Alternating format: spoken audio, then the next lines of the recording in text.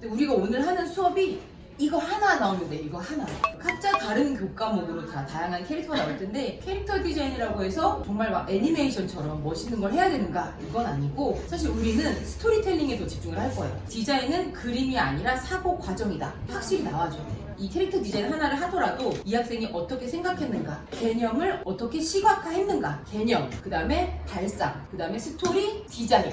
이 순서대로 좀 나갈 수 있어야 되고요. 예를 들면 지속 가능한 발전, 탄소 순환 이런 개념부터 먼저 가져가야 돼. 그냥 과학이에요, 사회예요 하면은 너무 넓고 지속 가능한 발전 예를 들어 이런 개념을 가져가면 키워드로 짜잘하게 쪼개주는 거야. 균형, 순환, 에너지, 공존 이렇게 아이디어를 많이 내는 것보다 이제 확장하는 거를 이번에 보여주면 돼요. 세 가지를 여기서 잡았거든. 마인드맵, 형태 결합, 스캠퍼 기법. 근데 너희들이 초등 때부터 너무나 쉽게 알던 거라서 형태 결합도 뭐 나무와 인간 이런 식으로 합칠 수 있는 것들. 스캠퍼는 7개 대표 질문이 있죠. 대체, 결합, 적용, 변형, 용도 변경, 제거, 재배열. 무엇을 다른 것을 바꿀 수 있을까? 종이 빨대를 친환경 빨대로 바꿀 수 있는가? 결합은 형태 결합과 좀 유사하고요. 뭐 휴대폰과 카메라가 스마트폰이 된다. 적용은 다른 곳에 쓰던 아이디어를 우리 상황에 적용을 시킬 수 있을까? 야광공으로 어두운 곳에서 볼링을 한다. 약간 이런 식으로 스캠퍼 기법으로 너희들이 아이디어를 되게 무수하게 낼 수 있는데 이 확장하는 이 키워드들을 교과목에 적용을 시켜서 하면 돼요.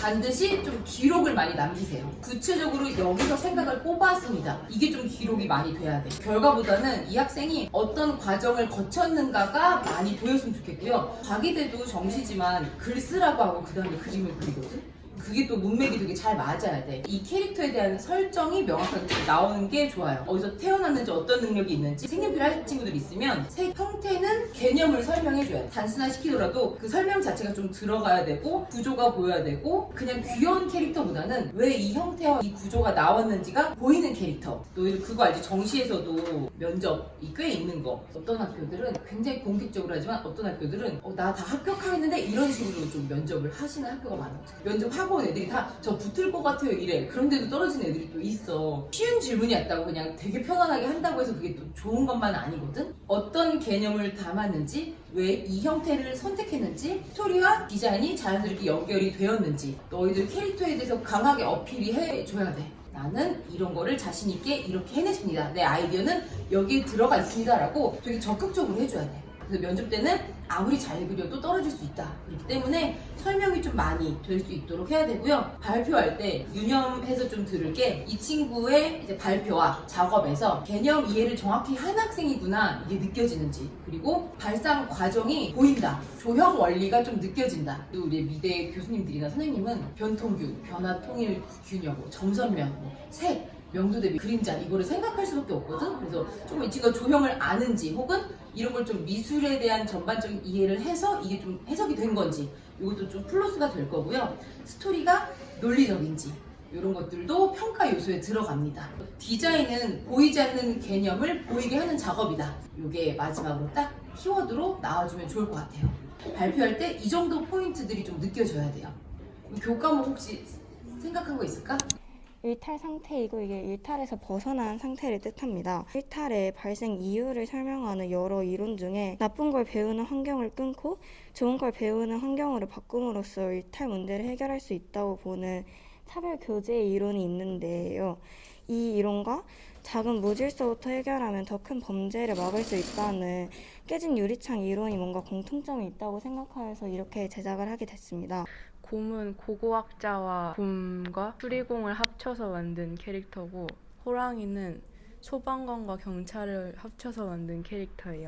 호랑이는 머리 위에 다랑아리를 이고 다니면서 불이 난 문화유산에 불을 꺼주고 불을 지르거나 낙서를 하는 사람들을 곰방대로 때려서 잡아가는 역할을 해요. 곰은 깨진 문화유산을 장구 모양 망치랑 장구 궁편 모양 못으로 다시 복구하는 역할을 해요. 사람들이 버린 깨진 도자기와 물건들 사이에서 탄생했고 능력은 금빛 균열을 활용해가지고 깨진 것들을 이어 붙이지만 능력을 너무 많이 쓰면 자기 몸에도 균열이 가가지고 외로움도 느끼고 약간 씁쓸함도 많이 느끼는 그런 캐릭터고 현대 사회에 쉽게 버려지는 그런 습관을 고치고 무너진 자연을 해결하고 싶은 그런 꿈을 꾸고 메시지를 전달하려고 하는 캐릭터입니다. 봄봄, 이생규 장전, 미스터방, 배반의 여름이라는 소설인데 거기서 봄봄에 나오는 순박한 청년하고